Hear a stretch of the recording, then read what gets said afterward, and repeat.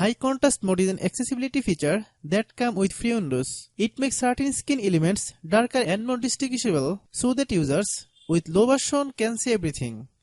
High contrast mode is not limited on Windows only. You can also find it in Android, iOS, macOS, Linux and more. Hello guys, and welcome back to my YouTube channel Shaem Tech BD. Today I will discuss how to change contrast theme in Windows 11. I have a request. If you are new to channel, please subscribe and stay with us. Click on Start menu and click Settings. Click on Accessibility tab from the left side. Then click Contrast Theme option. Select the theme you want from the Contrast Theme drop-down menu. Then select the Apply button. Windows may display a please wait skin for few seconds, after which the color on the skin changes.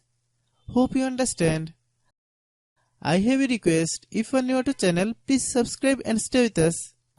By watching my tutorial for more tech videos, you can subscribe.